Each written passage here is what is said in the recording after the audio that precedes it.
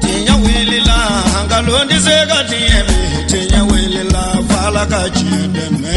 tinya wilila hangalondi zega tiemi tinya wilila fala kachideme tinya wilila hangalondi zega tiemi tinya wilila fala kachideme tinya wilila namara shikolomba uyo tinya wilila fala kachideme tinya wilila saraka jugu bomuri tinya wilila fala kachideme nego tinya wilila dabali jugu kemuri tinya wilila fala kachideme. أعوذ بالله من الشيطان اللعين الرجيم بسم الله الرحمن الرحيم اللهم صل على سيدنا محمد الفاتح لما أغلق والخاتم لما سبق ناصر الحق بالحق والهادي إلى صراطك المستقيم وعلى آله حق قدره ومقداره العظيم وبعد السلام عليكم ورحمة الله تعالى وبركاته بل ما شرف لا جبراني لجبو أمبي أو فوق أول مندو أو منون سغلين بان شرف لا جبراني سانفي جمانين كونو jamana in koka amanyina Allah subhanahu wa ta'ala fe alaka kisina ka hina anaka barka jidile alaka o kenen aw bela jelinka ambe bamako dawda bugu kren yala anga imamu al-Hussein Dumia aleka misrila ka be mekaloma sambafla anitani shegi ay kene basigi wala sa ka kunafoniya dike anika nyefolike anika lakalaninke mauka mamunu san saba walma san nani bonyango mun ka silame furusiri sira ka kɛ ale ka misiri kɔnɔna a ye ci bila dugutigiw ma ka taa se ba ɲuman kɛ tɔn caman mun ka baaraw bɛnnen do musow olu ladonni ani furu tɔbɔtɔli ma a kɛnɛ kɔnɔ Sherifla Jabarani tɔgɔya la an sera ka min sɔrɔ an ka jɛ k'a ɲɛmada fɛ. من يهدي الله فهو المهتدي ومن يضلل فلن تجد له هاديا مرشدا نصلي صلاة كاملة ونسلم سلاما وافرا على سيد خلقه وإمام أنبيائه وخاتم رسله سيد الأولين والآخرين سيد الثقلين سيد ولد آدم أجمعين صلوات ربي وسلامه عليه وآله وأهله وأصحابه أجمعين أما بعد فالسلام عليكم ورحمة الله تعالى وبركاته أمي نبا بيل جلين فو نسلاميا كافولي كاني no assalamu alaikum warahmatullahi ta'ala wabarakatuh no boray hambe kalo minna kalo bade do lana fihi laylatun khayrun min alf shahr sungalo akafsani kalo bele jelenye sangalo tani fila kasawo ke sukelen ba kono o sukelen jate minana kafo baraka minumbala hera minumbala jate beta fo sam mbi segini sabani kalo damado ambo kalo de kono ambe sigini nafana kaira kafo dina unana adamade unde kama dina mana fe ngore kama adamade mbe nya choko minna aywa adamade mbe nya choko minna dina nana ode kama qur'ane jigina kira muhammadu sallallahu alaihi wasallama Allah Ta'ala ko o Qur'an kelen gonon ka fo ma faratna fil kitabi min shay'in foite nana mingo wala ma anye min négliger wote dinya ni gono anga bolula anga la halaya bele jelena islamia be kuma bele jelen kan Qur'an be kuma bele jelen kan kira sallallahu alaihi wasallam aka hadithu bena aywa qur'ane bakulu ba minu fo ko bele jelen detail dama nanya damina qur'ane lambe sigi minna aywa ko furu ko dimbaya aywa ko angan janto nyogonna furu kono nana hake minu be furu kono nana kulu sabati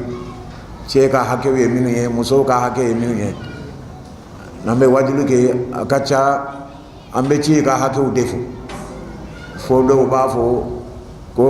nyalaw taala boraye ni muso kanga sujudi bila mawre atunganga misiri sujudi bila chede me ukerefe kiraya irana hadisa la sallallahu alaihi wasallam ako an-nisa'u shaqaiqur rijal muso awnicheu abekomi filanun dedo o bɛ komi filanu o kɔrɔ ye jumɛn ye o man kan ka fara ka bɔ ɲɔgɔn na o ka hakɛw bɛɛ lajɛlen kan ka tɔpɔtɔ an sigikun y'o de ye k'a yira minnu furula kɔsa in na an ka misiriba nin kɔnɔ yan ayiwa k'a yira u la u ka hakɛ ye minnu ye k'u hakili jigin a fɔr'u ye yanni furu ka siri alimami kun b'a f'u ye ani ye ɲɔgɔn kunbɛn fana furu kɔfɛ mais halisa ka hakili jigin o hakɛw kan ka hakili jigin muashara min bɛ yen u bɛ balo ɲɔgɔn bolo cogo min na billati hiya ahsanu i n'a fɔ sariya y'a fɔ cogo min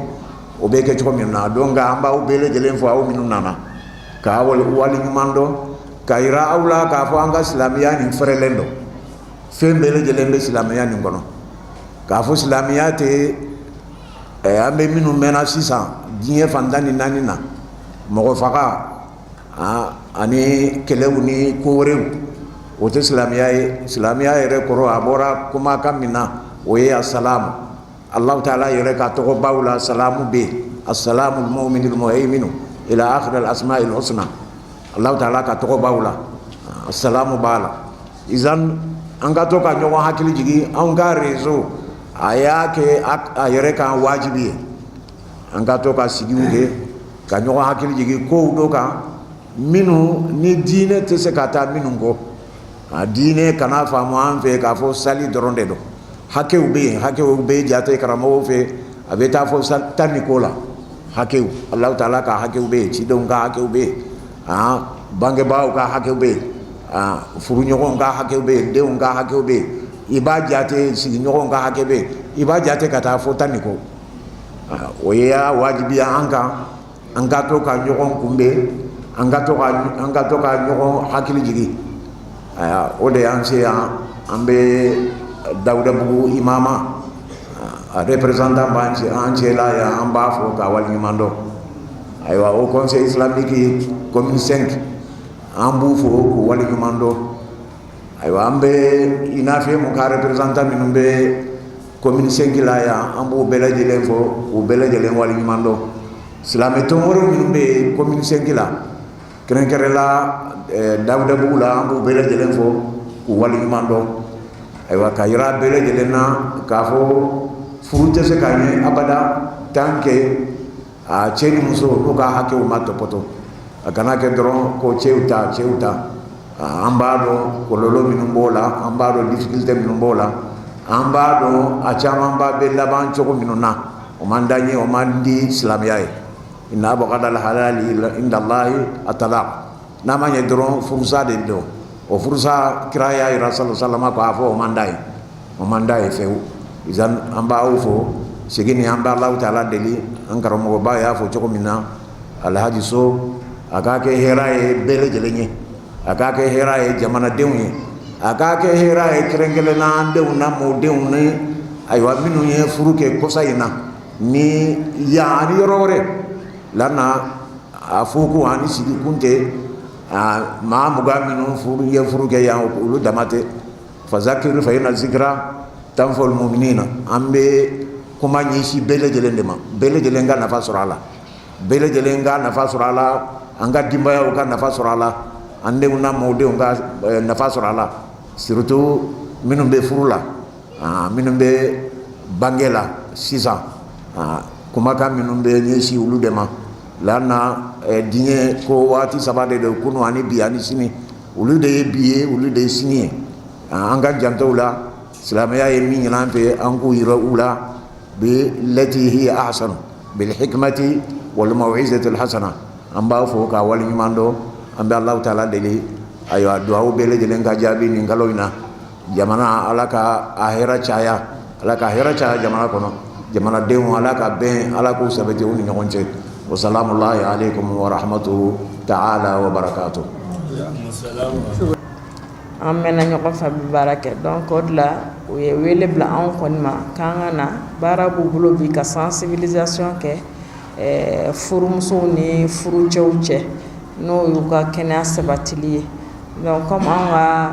jɛkulu in bɛ baara kɔ o bolo kan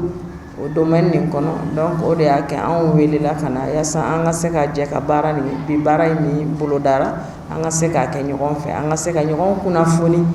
donc anw bɛ dɔ dɔn aw t'o dɔn aw fana bɛ dɔ dɔn anw t'o dɔn donc bi kɛnɛ in kɔni o ye yaasa an ka se ka kunnafoni di ɲɔgɔn ma hakili falen falen an bɛn'o de kɛ yaasa an ka se ka ɲɔgɔn bilasira donc o bilasirali in kɔnɔ comme a sinnen bɛ an ka cible ye furumusow ni furucɛw donc kɛnɛya kɔnɔ donc an b'o de kɛnɛ kan bi anw kɔni an weleli a diyara an ye kosɛbɛ donc an bɛ ala deli halisa ala k'an ka nin collaboration in a k'a taa ɲɛ donc baara kuntala tɔw an bɛ sɔn k'a kɛ ɲɔgɔn fɛ donc an bɛ foli di bɛɛ lajɛlen ma alisilamɛ bɛɛ lajɛlen nin kalo sanuma in na ni o ye sunkalo ye ala ka sunkalo tiimɛ ko ɲuman da an alisilamɛ bɛɛ lajɛlen ma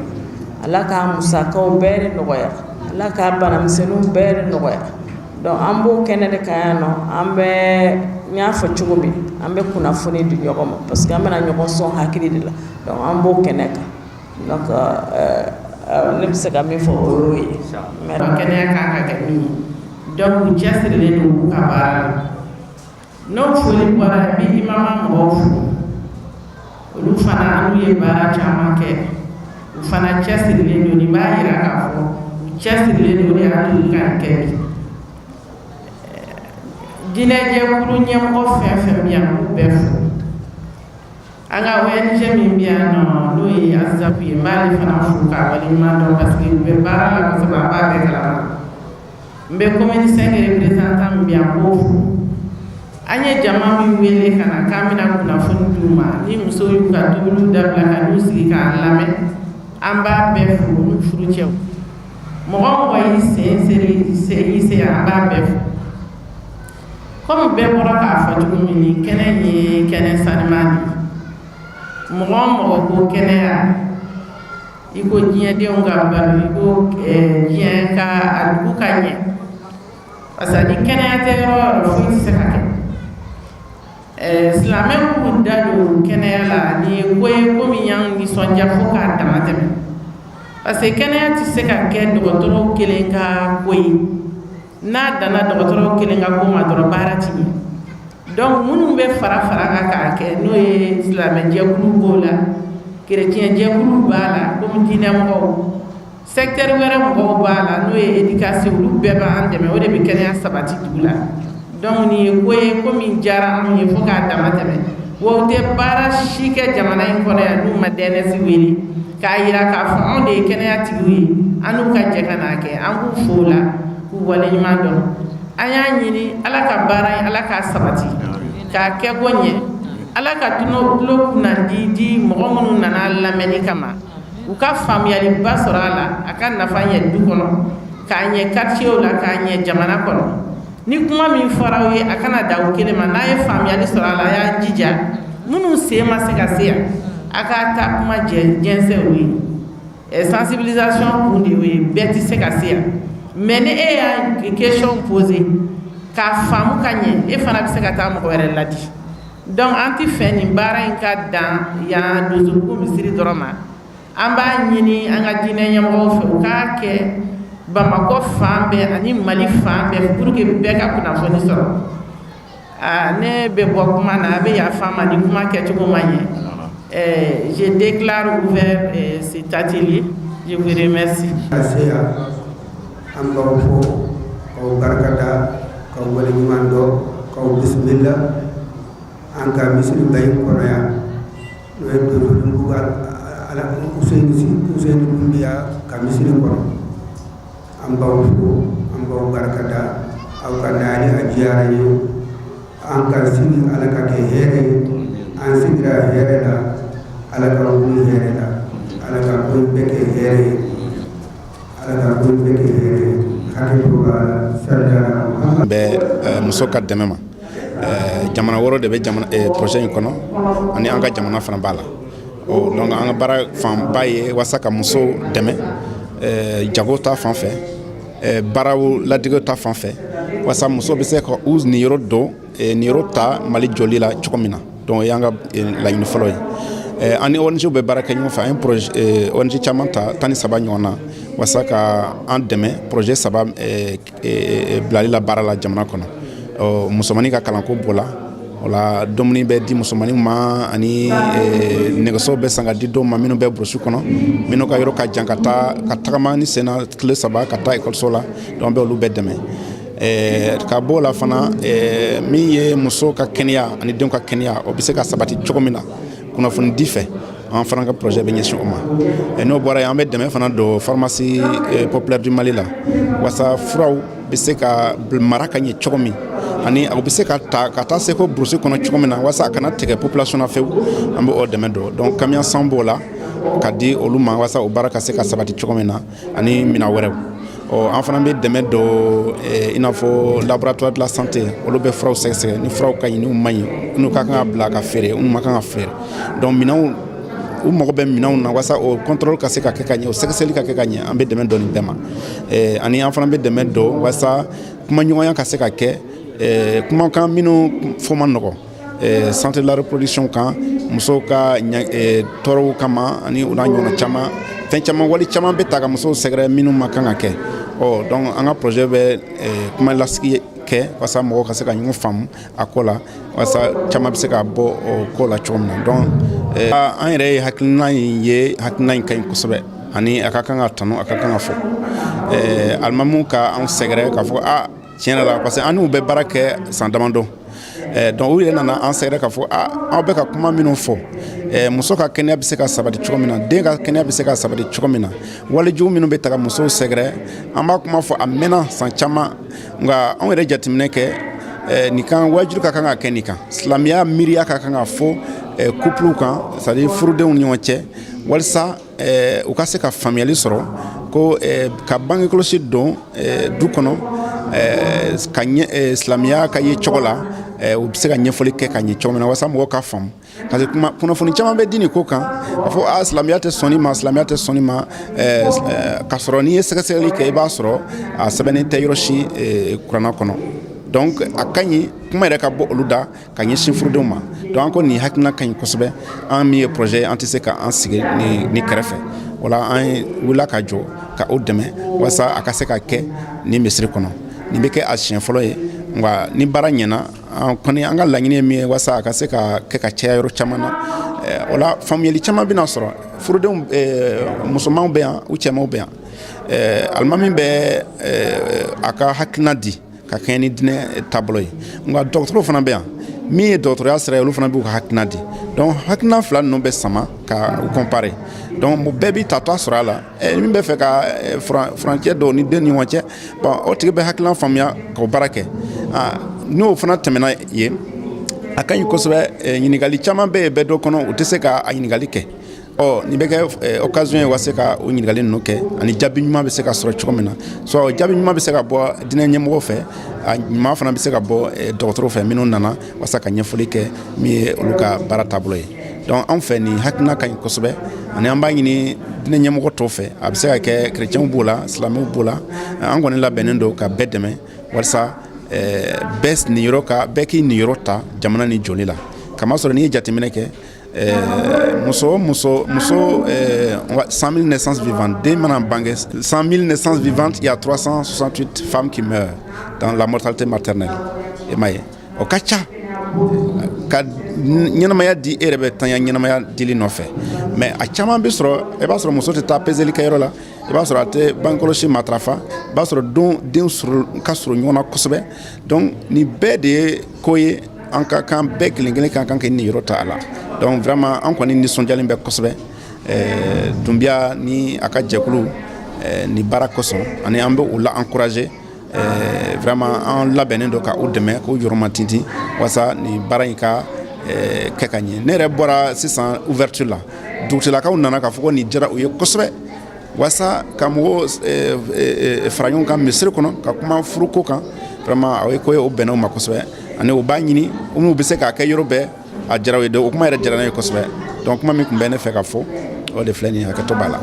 Alhamdulillah ne ye hakilina in ta ka ɲɛsin furuɲɔgɔn ma a kun fɔlɔ ye furuɲɔgɔnmaw furu ka kɛ kɛnɛya yɔrɔ ye fɔlɔ parce que fɛn o fɛn bɛ kɛ kɛnɛya ka sabati fɔlɔ o de ka kan bon kunnafoni fana ye fɛn sugu dɔ ye ni kunnafoni ma bɔ bɔyɔrɔ la n'a bɔra fan dɔ fɛ ka se mɔgɔw ma a bɛ kɛ fɛn cɛjugu ye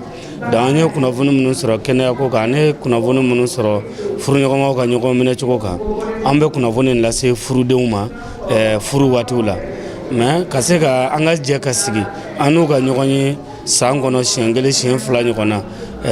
walasa an ka kuma u ka du sigi cogo kan gɛlɛya minnu n'u y'o sɔrɔ ani nɔgɔya minnu b'a la nin y'a siɲɛ fɔlɔ ye an ka se k'a kɛ mais an y'a dabɔ de contact ka to alimami ani furudenw ni ɲɔgɔn cɛ wa misiri yɛrɛ fana ka kɛ hɛrɛ ye ka taa dugudenw bɛɛ lajɛlen ma an ye a lawuli o kama gɛlɛya min fana bɛ kɛnɛyako la an ka jamana kan surtout musow kan u ka bangi cogoyaw la o gɛlɛya walasa an fana k'an sen don a la ka sensibilisation kɛ ka ɲɛfɔli kɛ an ka mɔgɔw ye surtout n ye mɔgɔ minnu ka furu siri walasa u ka furu ka kɛ hɛrɛ so ye a ka kɛ baden so ye a ka kɛ kɛnɛya sabati yɔrɔ ye sani an ka don labanw cɛ an y'a lawuli o de kama an ka misiri la yan nɔ a ka d'an ye a ka kɛ misiriw bɛɛ la nka gɛlɛya dɔ bɛ o la parce que misiri ko ɲɛ bɛ alimamiw de bolo donc anw ka miiri tɛ ko in ka dan anw ma n'i ye ko dɔ kɛ ni a ka ɲi an tun b'a fɛ k'a lajɛ fɔlɔ an ka laɲini min alimami wɛrɛw ka na o k'a ye n'i ye ko kɛ i bɛ taa sɔrɔ fili dɔw b'a la fili minnu b'a la mɔgɔw kana k'a fɔ nin yɔrɔ b'a la an k'o bɔ a la nin yɔrɔ b'a la an k'o améliorer o la ɲa bon anw ka hakilina y'o ye an ni alimami dɔw bɛ sigi an ka se k'a lajɛ hakilina an bɛ se k'a cɛri misiri tɔw la cogo min na an ka se k'a kɛ ten dɔ parce que ni kunnafoni bɔra misiri la k'a lase mɔgɔw ma u ka batokɛyɔrɔ la anw ka jateminɛ na o ye a bɔlen y'a tigi da ka se mɔgɔ ma mɔgɔ min bɛ se k'a mɛn ye thème fila min n'o bɛɛ ka gɛlɛn kosɛbɛ fɔlɔ ni o ye bange kɔlɔsili ye bange kan ka kɔlɔsi adamaden mɔgɔ si man ka to i kunfɛ i ka ɲɛnamaya kɔnɔ cɛ kan k'a dɔn muso bɛ lahalaya minnu na muso yɛrɛ kan k'a dɔn a yɛrɛ bɛ lahalaya minnu na kuma ni kuma bon fɛn min ye bange yɛrɛ ta fanfɛla ye tuma dɔ la gɛlɛya bɛ se ka sɔrɔ bange la donc o gɛlɛya olu dun ala dun m'an da gɛlɛya yɛrɛ kama k'a fɔ k'anw bɛ da ten ko k'i ka ɲɛnamaya kɛ gɛlɛya ye o tɛ ala ka laɲini ye ala ma o ɲini an fɛ bon o la ni muso minnu n'u bɛ gɛlɛya sɔrɔ bange la ni muso min bɛ kɛ seeremuso ye misaliya la seeremuso ka bange kan ka kɔlɔsi ka d'a kan seere ye dekun ye muso in ni bɛ se ka to a la a ka kɛnɛya bɛ se ka don bɔgɔ la a bɛ den minnu bangelen u ka kɛnɛya bɛ se ka don bɔgɔ la walima u ni bɛ to a la bon ni an dun y'a ka bange kɔlɔsi den min ni a jiginna o la den bɛ san 2 dafa ka sin min o tuma ale farikolo bɛ lafiya ka kɔnɔbara wɛrɛ ta donc bange minɛnw bɛ dafa a bolo a ka bange bɛ kɛ kɛnɛya kɔnɔ nka min b'a tugu ɲɔgɔn na k'o dada ɲɔgɔn kan o tigilamɔgɔ a ka ca la a ka bange bɛ dan sira la i m'a yɛrɛ ni ka to a la walima denw ni ka to a la donc silamɛya tɛ o fɛ dalila min b'o la ala b'a fɔ kuranɛ kɔnɔ ko denbaw bɛ sin di u denw ma san 2 dafalen ni mɔgɔ min b'a fɛ ka sin di dafa a bɛ suratul bakara kɔnɔ o aya 233 o kama ni muso sina ka bange kan ka kɔlɔsi o fɛn min sigi kɔnɔ dantɛmɛwale kɛlen ye ɲɔgɔn na furu kɔnɔ n balimamuso furu ye bɛn yɔrɔ de furu ye balimaya yɔrɔ de cɛ b'a ka nafolo bɔ ka don muso la parce que a ka d'a ye i bɛ taa nɔfɛ muso fana somɔgɔw bɛ sɔn ka muso di muso yɛrɛ y'a fa n'a ba bɛɛ bila ka na cɛ fɛ danaya dɔ de ma mais n'i nan'o kɛ k'o kɛ kɛlɛ yɔrɔ ye k'o kɛ bugɔli yɔrɔ ye k'o kɛ ɲɔgɔn neni yɔrɔ ye o tɛ tare ye min ye min ka ɲi o y'an ka na furu kɛ kɔrɔ ani dɔgɔ olu ka sigiyɔrɔ tulo ni yɛlɛ bɛ yen nɔ u bɛ hinɛ ɲɔgɔn na u bɛ ɲɔgɔn dɛmɛ ni gɛlɛya nana cɛ ni muso ka communiquer muso ka kari k'a fɔ a cɛ karisa e ɲɛ kumunen don bi mun de kɛra ni cɛ ye ɲɛfɔli kɛ muso k'a fɔ ne jo t'a la n kɔrɔ yafa ma o ɲɔgɔn fana ni muso ɲɛ kumuna cɛ yɛrɛ fana ka se k'a fɔ a muso ma karisa i ɲɛ kumunen don bi mun de kɛra muso n'a ye kun fɔ a ye k'a fɔ ne jo t'a la yafa ma m'a lawuli o kama ne b'a fɛ furu yɔrɔ ka kɛ tan nin de kan ka bɔ alimamu da k'a ɲɛfɔ ni mɔgɔw fana ye nin minɛ gɛlɛya caman bɛ yen fagali tɛna bɔ an ka furu kɔnɔ bugɔli dantɛmɛ ka joli bɔ ka kolo kari o tɛna bɔ an ka furu kɔnɔ ka minɛnw cɛ don o don ka fili kɛnɛma o tɛ bɔ a kɔnɔ muso kan k'a ka kuma fɔtaw jateminɛ cɛ yɛrɛ b'a ka kuma fɔtaw jateminɛ furu kɔnɔ o y'an ka laɲiniw ye. bon kɛnɛ nin ye kɛnɛya kɛnɛ de ye kɛnɛya surtout denbaya kɔnɔ kɛnɛya furumuso ka kɛnɛya denw ka kɛnɛya dutigi yɛrɛ ka kɛnɛya a n'a ka lafiya an b'o kɛnɛ de kan silamɛya ye diinɛ ye min y'a da don ko bɛɛ lajɛlen na o bɛ kuranɛ kɔnɔ ma faratna fil kitabi min shay'in foyi tɛ yen n'an ɲinana min ko kuranɛ nin kɔnɔ walama n'an ye min négligé o de kosɔn misaliya ntaliw bɛ ntalon bɛ fɔ kuranɛ kɔnɔ i n'a fɔ sama o tɔgɔ fɔra mais mɛnɛmɛnɛ fana tɔgɔ fɔra o bɛɛ lajɛlen tɛ gansan ye quoi sababu de b'a la kɔrɔ de b'a la o de kosɔn adamaden ala y'an bonya o bonya hukumu kɔnɔna na silamɛya t'a fɛ ka kow dɔw ye an ka denbayaw kɔnɔ walama ka kow dɔw ye an musow la ka kow dɔw ye an denw na o de kosɔn i n'a fɔ campagne minnu bɛ kɛra vaccination n'a ɲɔgɔnnaw ni silamɛw b'u da don a la furukow ni furu bɛ kɛ an ka misiri kɔnɔ an b'o yɛrɛ kɛnɛ de kan minnu ye furu kɛ yan Dawudabugu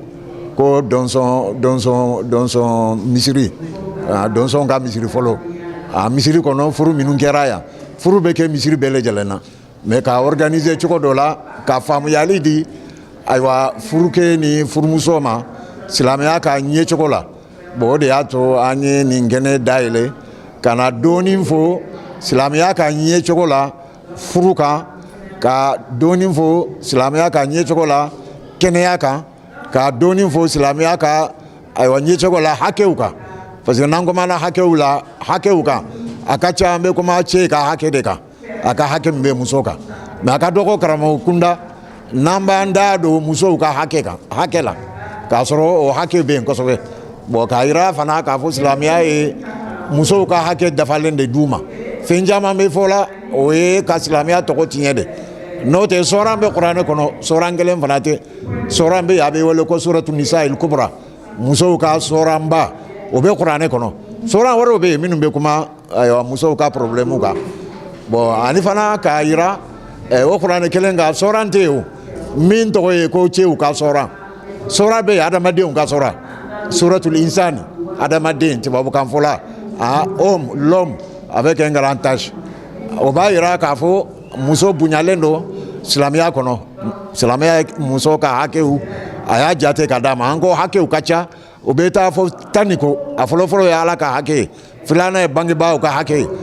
furukɛ ni furumusow ka hakɛw sigiɲɔgɔnw ka hakɛw denw ka hakɛw nin bɛɛ lajɛlen jatera fo ka taa 10 ni kɔ la bon k'a yira dɔrɔn k'a fɔ vraiment fɛn caman bɛ yen anw silamɛw fɛ o tɛ silamɛya dɔ ye an ma silamɛya faamu de donc wajibi dɔn karamɔgɔw kan alimamiw kan ɲɛmɔgɔw kan u k'u jija ni silamɛya nin bɛ se ka faamu n'a faamuyara an bɛɛ lajɛlen bɛ lafiya dutigi bɛ lafiya furumuso bɛ lafiya furukɛ bɛ lafiya du bɛ lafiya kin bɛ lafiya sigiɲɔgɔn balimaw bɛ lafiya jamana mun bɛ lafiya furusa min cayalen filɛ sisan sababu de b'a la ni furu ma faamu mɔgɔw fɛ furu tɛ se ka taa ɲɛ hakɛ minnu bɛ yen n'u ma faamu furu tɛ se ka taa ɲɛ ayiwa o de kosɔn an b'an da don nin bɛɛ lajɛlen na ka dɔɔnin fɔ aw ye pour que silamɛw bɛɛ lajɛlen parce que silamɛya o de ye n'a fɔra aw ye aw journalistes k'a fɔ sɔran bɛ kuranɛ kɔnɔ a tɔgɔ ye suratul nabayi o ye kibaruyaw de o bɛ kuranɛ kɔnɔ sɔran dafalen min bɛ kuma kibaruya kan a ka yira n na k'a fɔ kibaruyaw kan ka jɛnsɛn k'a se mɔgɔw ma mɔgɔw ka faamu mɔgɔw ka hakili sɔrɔ mɔgɔw ka se ka vraiment comportement ko de don an ka kow bɛɛ lajɛlen o de donc nin de b'an fɛ k'a fɔ aw ye ayiwa nin kɛnɛ kan merci bien a ni ce. Hakilina wɛrɛ t'anw fɛ foli ni kuma in ka ba ka don u ka baara la anw nana o hakilina de la parce que mɔgɔ o mɔgɔ n'i ko k'i b'anw dɛmɛ an ka baara la ka kɛnɛya sabati Mali in kɔnɔ yan fɛn wɛrɛ t'anw fɛ foli kɔ donc ni silamɛjɛkulu yɛrɛ y'a ye k'a fɔ olu ka baara dan tɛ misiri kɔnɔ seli ye nka ko minnu bɛ kuranɛ kɔnɔ n'o bɛ taa kɛnɛya sira la k'o kɛ ka cɛ ni musow ladɔnniya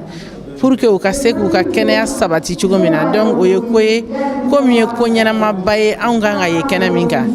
donc anw ka laɲini ye min ye kuma in a ka kɛ musow ni cɛw ka kɛ kuma tulo kunnandi ye u ka kuma lamɛn parce que nin ye ko daminɛ nin ye ko min kuma bɛ fɔ cɛw de ye misiri la ka kɔrɔ nka ni musow ni cɛw sigira k'a fɔ ko kɛnɛya bɛ f'u ye o ko ye ko min ye ko ɲɛnamaba ye ko min n'a kan ka taa ɲɛ n'a man ka dan nin ma a kan ka kɛ Bamakɔ fan bɛɛ k'a kɛ Mali fan bɛɛ parce que a bɛna anw dɛmɛ an ka baara la kosɛbɛ. Bon welewelekan min bɛ ne bolo o ye ne y'a ɲini diinɛ ɲɛmɔgɔ tɔw ma u bɛɛ k'a lajɛ ninnu ye min kɛ nin u yɛrɛ k'a ɲɔgɔn kɛ u ka misiri la parce que an kelen do ka kɛnɛya ko kɛ muso kelen kungo ye muso kelen kungo tɛ ani cɛ de do bon kuma min fana mana fɔ cɛ ye misiri la ka sɔrɔ ani muso tɛ yen kuma communication tɛ couple la donc ɲɛ tɛ sɔrɔ a la sisan cɛ ni muso sigilen ka kuma f'u bɛɛ ɲɛna ka faamuyali sɔrɔ o koba ye komi n'a kan ka cɛri Mali fan bɛɛ fɛ donc n y'a ɲini diinɛ ɲɛmɔgɔ bɛɛ fɛ u bɛɛ ka ni ɲɔgɔn kɛ pour que bɛɛ ka se ka kunnafoni sɔrɔ anw ka dɛmɛ an ka baara la. Bon ne ye foli dɔrɔn foli n bɛ foliba kɛ diinɛ ɲɛmɔgɔ ninnu ye ka foli k'u ye ka segin k'u fo u n'u cɛw ka baara la u bɛ ka baara min kɛ an ɲɛ b'a la an b'a kalama donc Ala ka a ko ɲɛ u bolo an y'a ɲini fana dɛmɛjɛkulu minnu bɛ yen nɔ ni Suède ninnu dɛmɛ cogo min ni cogoya wɛrɛ bɛ min bolo u k'u dɛmɛ u fana k'a kɛ yɔrɔ wɛrɛ donc o de ye ne ka kuma laban ye musow ani cɛw n'aw nana misiri la n'u ko k'aw welela ka na nin kuma in na vraiment ko ɲɛnama don a ye n'a lamɛn a k'aw jija bɛɛ se ka se yan mais a ka taa a sigiɲɔgɔn minnu bɛ yen ou bien i den minnu bɛ yen i teri minnu bɛ yen ka taa kuma jɛnsɛn o de ye ne ka kuma laban ye. Alhamdulillah kɛnɛ nin sigira walasa an diinɛ ɲɛmɔgɔw an fana ka silamɛya ye min fɔ denbaya kungo la an ka se k'o fɔ furuɲɔgɔnw ye yɛrɛ aw yɛrɛ y'a jateminɛ mɔgɔ minnu bɛ yan nɔ furuɲɔgɔn kuraw don a caman ye furuɲɔgɔn kuraw ye silamɛ caman de kunna sirilen don fɛn dɔw la furu kɔnɔna na donc o dɔ ye a b'a fɔ min ma ko frontière donni bangew ni ɲɔgɔn cɛ walima santé de la reproduction kibaruyaw o dɔ y'o ye walima ɲangata yɛrɛ min bɛ musow kan furu kɔnɔna na ka sababu kɛ faamuya dɔw ye donc an ye nin kɛnɛ in sigi sɔgɔmada in na walasa silamɛya ye fɛn min fɔ nin ko ninnu na an ka se k'o ɲɛfɔ silamɛw ye kunnasiri min b'o la o ka se ka b'o la misaliya la n'a fɔra ko ka furancɛ don bangew ni ɲɔgɔn cɛ o b'a sɔrɔ silamɛ caman kunnasirilen don o ko nin na u t'a dɔn silamɛya ye mun fɔ a la u t'a dɔn a kan ka kɛ cogo min na k'a sɔrɔ Ala yɛrɛ y'a fɔ an ye kuranɛ kɔnɔ ko ma farratna fil kitabi min shay'in fosi tɛ yen nɔ adamaden ka diɲɛlatigɛ la i ka bange ka taa se f'i ka saya ma ko silamɛya ma sira don i kɔrɔ a kɛcogo ɲuman na donc silamɛw caman kunna sirilen don a ko la c'est pourquoi an diinɛmɔgɔw an sɔnna ka an sen don nin ko in na walasa ka se ka ɲɛfɔli kɛ silamɛw ye ko in kan ka kɛ cogo min na n'a sɔrɔla misaliyala bange donni furancɛw ni ɲɔgɔn cɛ silamɛya kumana na ou bien a ma kuma na walima n'a bɛ daga ou bien a tɛ daga an nana walasa k'o ɲɛfɔ silamɛw ye an bɛ baara in na a mɛnna donc ko wɛrɛw bɛ ka don a la donc il faut que silamɛya jɔyɔrɔ ye min ye a la an ka bɔ k'o ɲɛfɔ mɔgɔw ye sigi kun filanan ye min ye o de ye degun bɛ musow kan n'an b'a fɔ k'a fɔ furu kɔnɔna na a fɔ ka al-unfu az-zawji i n'a fɔ violence min bɛ kɛ furu kɔnɔna na silamɛya ye min fɔ a la alakira sallallahu alaihi wasallam a yɛrɛ ka taabolo kun ye min ye a furuɲɔgɔnw minɛ cogo la parce que kuranɛ b'a fɔ ko wa ashiruhunna bil ma'ruf a ye muso kɛrɛnkɛrɛn yan nɔ ka fɔ an ka musow baara ɲɔgɔnya ni ɲumanya ye mais tuma caman na dɔgɔtɔrɔsow la an bɛ kɛ ni muso ye dɔw bolo karilen don dɔw ɲɛ fankelen fununen don dɔw ɲin karilen don i b'a sɔrɔ k'a fɔ ko u cɛw de ye o gosi silamɛya la o t'a la k'a fɔ ka gosili kɛ fo ka se nin hakɛ in na silamɛya o yɛrɛ de kɛ haramu ye walima ka muso mafiyɛnya ka a bɔ da la k'a kɛ maani ye furuɲɔgɔnya kɔnɔna na silamɛya ma jɛ ni o ye donc o de la an ye nin jamakulu in fara ɲɔgɔn kan walasa an bɛ ka kojuguba min ye bi n'o ye furusa ye furu bɛ kɛ denmisɛnninw bɛ furu siri bi i b'a sɔrɔ kalo kelen san kelen n'a mɛnna o furu ninnu bɛ sa kɔlɔlɔ jugubaw de b'o la tuma dɔ la furu dɔw bɛ sa den sɔrɔlen kɔfɛ den ninnu bɛ degun minnu sɔrɔ furu kɔnɔna na furu salen kɔfɛ o tɔɔrɔ ka bon kosɛbɛ a ka bon société kan a ka bon jamana kan a ka bon dugu yɛrɛ kan donc an bɛ fɛ ka o ko ninnu de dɔgɔya kosɛbɛ kosɛbɛ ɲangata min bɛ musow kan ɲangata min bɛ furu kɔnɔna na furuɲɔgɔn ni ɲɔgɔn cɛ an sigikun ye walasa ka se ka o ɲangata nin de dɔgɔya kosɛbɛ kosɛbɛ en même temps kunnasiri min bɛ silamɛw la furu yɛrɛ minɛ cogo la ani bangeko ta fanfɛla la ka se ka walawalali di silamɛw ma o ko in na nin sigi in kɔni t'a bɔ mais nin bɛna kɛ ko daminɛ ye ni Ala sɔnna ma ni Ala ye nɔgɔya k'an ye wagati nataw la an bɛna yɛrɛ kɛ ni Ala sɔnna ma Ala ka dɛmɛ kɔfɛ aw yɛrɛ ka jɔyɔrɔba b'a la aw minnu ye kunnafoni yɛrɛkɛlaw ye walasa a ka se ka silamɛya jɔyɔrɔ dɔn nin ko in na ni aw y'a cari silamɛw bɛna kunnasiri min bɛ silamɛw la ni Ala sɔnna ma o kunnasiri nin o bɛna wuli Ala k'an bɛn sababa ma o kɔni minnu tɛ san sɔrɔ juru kɔ an ɲɛ b'a la foliw wagati la mɔgɔ dɔ y'u présenté ko projet Suède ye gouvernement ka projet dɔ de ye min ni Banque mondiale bɛ baara kɛ ɲɔgɔn fɛ. An wulila ka se olu de ma ka ani hakilina ni yira u la k'a fɔ u ka dɛmɛ don an na walasa an bɛ se ka nin baara in sigi sen kan. Mɔgɔ caman bɛ baara kɛ furu kɔnɔna na, mɔgɔ caman bɛ baara kɛ denbaya kɔnɔna na, mais nin y'a siɲɛ fɔlɔ ye ka furuɲɔgɔn yɛrɛ wele k'u sigi. Cɛ sigilen don, a muso sigilen don. Donc furu kan ka kɛ cogo min na, silamɛya y'a fɔ cogo min na k'o ɲɛfɔ u ɲɛna, nin y'a siɲɛ fɔlɔ ye. Donc an ka kɔkɔrɔdɔnbaga ye Ala kɔfɛ, o ye bi na projet Suède ani ASDAP fana nana an jukɔrɔma tinti ni u ka présence ye. An bɛ u fɔ k'u waleɲuman dɔn, an bɛ dugawu kɛ Ala ka baara in taa ɲɛ. Kuma kuncɛ kuma min bɛ yen nɔ, an bɛ Ala deli fɔlɔ nin ka kɛ baara daminɛ ye, nin kana kɛ a daminɛ na a jɔra, nin kana kɛ o ye. Et puis an bɛ fɛ silamɛ bɛɛ lajɛlen ka nin ko in ta ba la, u ka ɲininkali kɛ u ka misiriw la, u ka alimamiw na, ni fɛn min kɔnɔna fili furu kɔnɔna na u ka ɲininkali k'o la. Silamɛya dan tɛ ibadatuw dɔrɔn ye, i n'a fɔ alabato, sun, seli, jaka, hiji, sarakati bɔ, olu tɛ silamɛya dan dɔrɔn. I ni muso cɛ baaraɲɔgɔnya, o ye silamɛya dɔ ye. I ni den cɛ a bɛ ɲɔgɔn baaraɲɔgɔnya cogo min na, o ye silamɛya dɔ ye. Muso fana a b'a cɛ minɛ cogo min na, o ye silamɛya dɔ ye. Donc ni mɔgɔ min t'a bila bato koori dɔrɔn kɔnɔ dɔrɔn, o kɔrɔ ko i tɛmɛna kɛrɛfɛ, i m'a sɔrɔ. Parce que o fɛn caman de bɛ kɛ sababu ye ka adamaden ka baara ɲuman kɛlen, i ye bato fɛn fɛn kɛ k'o bɛɛ lajɛlen tiɲɛ. Donc kuma kuncɛ kuma na, an bɛ foli kɛrɛnkɛrɛnnen ɲɛsin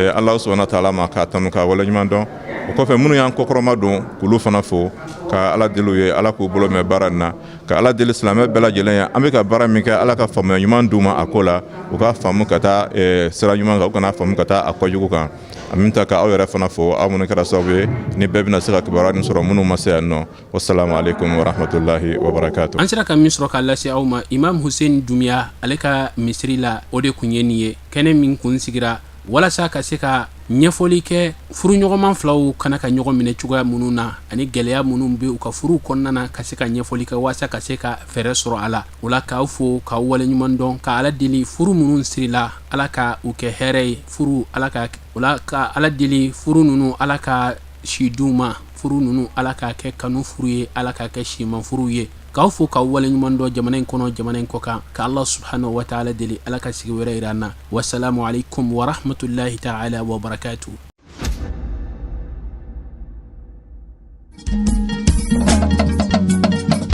Tinya wilila hangalondi sega tinyebe, tinya wilila fala ka chideme.